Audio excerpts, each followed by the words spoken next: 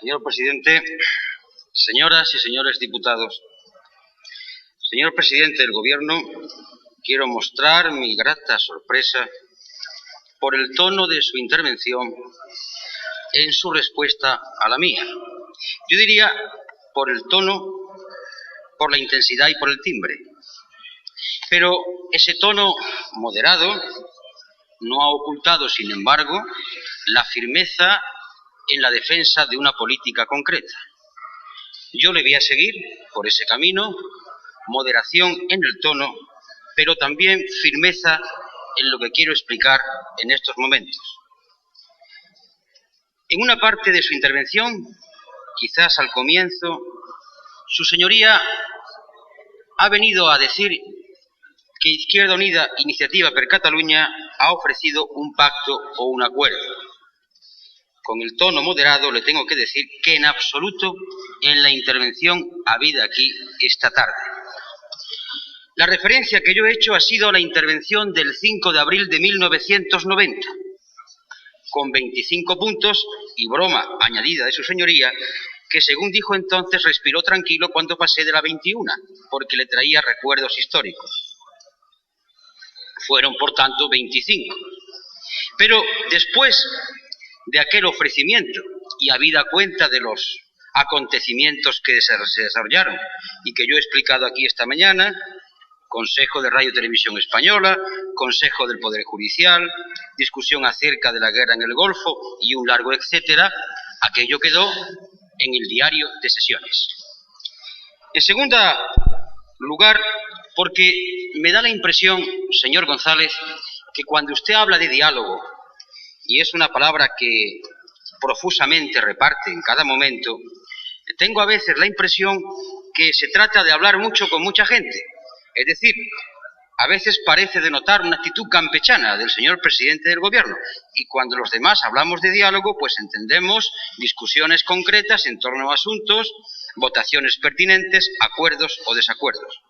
Y en tercer lugar, porque lo que yo he venido aquí a explicar, o por lo menos a intentar pergeñar dentro del tiempo que uno tiene, es hablar de un pacto de Estado. Por tanto, no ha habido ningún ofrecimiento. ¿Por qué se ha hablado del pacto de Estado? Porque entendemos perfectamente que nuestro país está abocado al reto europeo, no solamente para incorporarse, sino para construir, para aportar también, y naturalmente una construcción europea que lleva por lo menos como bandera en los discursos la cohesión social, la cohesión económica y yo añadiría también la cohesión territorial. Pacto de Estado que a la hora de discutirlo es hacer entrar en el juego todos los mecanismos que contempla nuestra Constitución, las instituciones, los sindicatos, los partidos políticos y otras organizaciones, es decir, las líneas maestras de una visión estratégica concorde con aquello que se quiere crear. Y claro, en la intervención he tenido que hacer referencia al momento en que estamos. Y el momento en que estamos, y a partir de la referencia histórica que aquí yo he hecho, es que tenemos un momento de coincidencia como pocas veces había dado en la historia de España, que es la aprobación y el apoyo a la Constitución de 1978. Y su señoría, amablemente, moderadamente, ha dicho una cosa muy clara, yo he tomado nota, y es que cada uno puede tener su visión o su lectura de determinados aspectos de la Constitución. Y claro, ahí es donde la lectura es distinta, radicalmente distinta a tenor de su intervención y a tenor de las exposiciones que uno y otro venimos haciendo aquí en esta tribuna. Varias lecturas de la Constitución, por supuesto todas ellas válidas y legítimas, pero que tienen una diferencia de énfasis y de acento que nos hace, por tanto, aportar dos visiones que tienen que enfrentarse a la hora de propuestas concretas. Porque el problema, su señoría lo ha planteado en su turno de réplica. No se puede crear un nuevo Estado en 4 años o en 5 años. Yo no recuerdo, desde luego, en ninguna intervención que haya hecho aquí Izquierda Unida, Iniciativa per Catalunya, hablar de una obra de 3 o de 4 años. En la intervención de esta tarde se estaba hablando del siglo XXI y quedan exactamente, pues así como 10 años. Y por tanto, el planteamiento que su señoría hacía de 20 años estaba ya recogido en la intervención que yo tuve aquí esta mañana, o esta tarde. Lo que pasa es que para abordar una tarea de tal envergadura hay que coger la Constitución y saber, como dije al principio, sobre qué base social se va a asentar, cuáles son las alianzas que va a tener, porque todos sabemos perfectamente que esa incorporación y esa creación necesita de una sólida base social que la apoye, porque habrá que tomar medidas a veces difíciles y duras, teniendo en cuenta que España no puede imponer todas sus posiciones. Ahora bien, a partir de ahí, yo hacía deducir que la base social se ganaría, se consolidaría en la medida en que aquellos problemas que habla del Estado democrático y social, de derecho social, de ahí la lectura de la Constitución, podían verse resueltos con políticas de gasto social, de pleno empleo o tendente al pleno empleo, el tema de la vivienda y un largo etcétera, etcétera. Y a partir de ahí también hay que hablar de la cohesión territorial, porque basta con que repasemos las diferencias tanto en Producto Interior Bruto como en renta per cápita de cada una de las comunidades del Estado español para que nos demos cuenta que estamos ante una abisal diferencia que cada vez va creciendo. Y no es solamente una cohesión social, es una cohesión territorial, porque los seres humanos viven en territorios concretos. Claro, en el fondo hay aquí una discusión. El ímpetu o el impulso de la economía en lo sectorial o también en lo territorial. Eso explica dos niveles de actuación. El primero, el de las alianzas. En segundo lugar, a la hora de demandarle a las comunidades autónomas corresponsabilización, hay que darle participación. Participación para que se mojen también en el diseño de esa política social y económica cara a Europa. Por eso es esa, incluso lo reconozco, terquedad nuestra en insistir en el Consejo Económico y Social, que además, tal y como define la Constitución, porque nos situamos dentro de ella, dice que hay que hablar de la participación de las comunidades autónomas. Si se pide corresponsabilización, démosle también a la hora de diseñar la economía del propio país. Y también cumplir, porque su señoría en la respuesta no ha hablado para nada, si piensa poner en marcha ese fondo de nivelación que se contemplaba en la LOCA y que hablaba, por tanto, de la nivelación de los servicios de cada comunidad autónoma. Y a partir de ahí es como el discurso toma un sesgo o toma otro sesgo, y ya veo clarísimamente que el suyo va en el sentido de la competitividad, que yo quiero aclarar aquí de qué hablamos en el fondo. Su señor ha dicho, la competitividad no solamente se demanda la moderación salarial, también se pide cierta moderación en los beneficios. Y hasta ahí el juicio salomónico.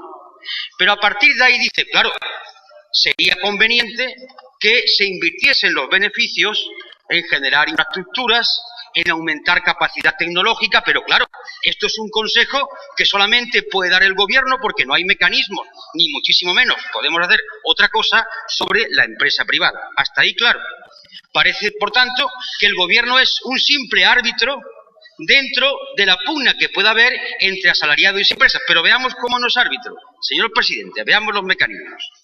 Si se demanda la competitividad y se dice que los beneficios de las empresas, que han sido altos, no se pueden invertir bajo la orientación del gobierno, pero a partir de ahí el gobierno fija siempre cuál va a ser su previsión de inflación, menos hace un año en que el señor Solchaga ya desesperado dijo el gobierno ya no fija ninguna, pero cuando el gobierno fija la tasa de inflación está dando una orientación a la hora de la negociación. Y claro, a través de cómo se van obteniendo los ingresos del Estado en un 84-85% por la nómina fija, ya vemos que ese arbitraje o que ese estar en medio o de sí de la melé ya no existe. Y máxime cuando después nos vamos encontrando con que se faculta o a instancia de voces interesadas se pide que haya menos rigidez en la contratación. Al haber menos rigidez, eso desencadena el proceso del empleo en precario. Empleo en precario que trae como consecuencia que los trabajadores en precario cobren un 35% menos.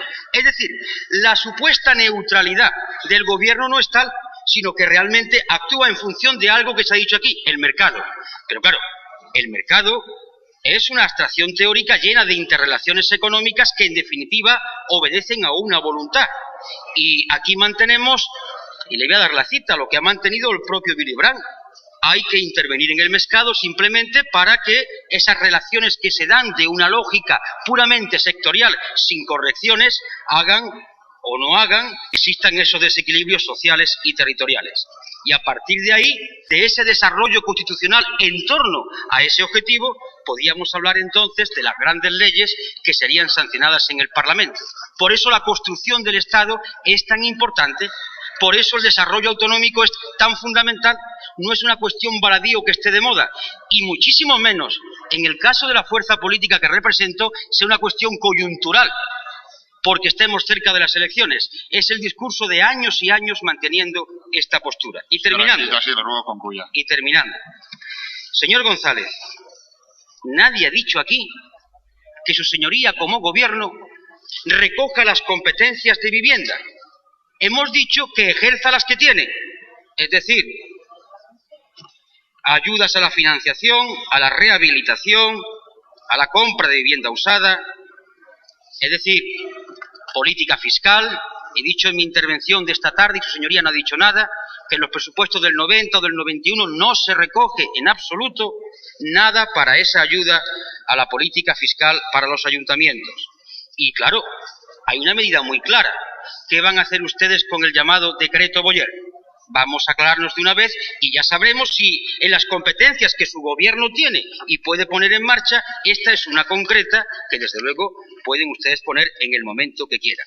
Y para terminar, su señoría ha pretendido con sus palabras, por lo menos a mí me ha parecido, que cuando hacíamos esa especie de aproximación de propuesta acerca de la seguridad europea, estábamos hablando en el aire. Porque, señoría, me ha recordado, estamos hablando de los 12, claro, pero es que la Comunidad Económica Europea o la realidad existente en los mecanismos como la OTAN o la OEO surgen como consecuencia de una guerra fría. Pero yo creo que todo el mundo ha tomado nota ya, nota ante notario, de que el Pacto de Varsovia, causa de lo que se estaba produciendo, ha desaparecido y estamos ante una realidad superior. De ahí surge, naturalmente, la CEXE.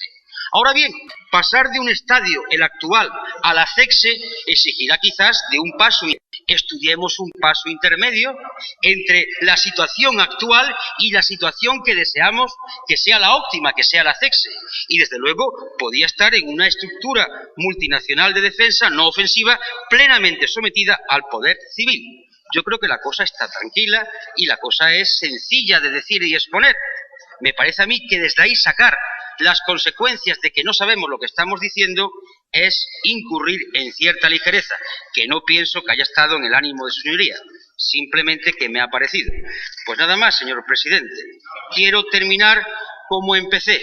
No ha habido ofrecimiento de nada, constatación de lo que se ofreció y nuestra visión del problema.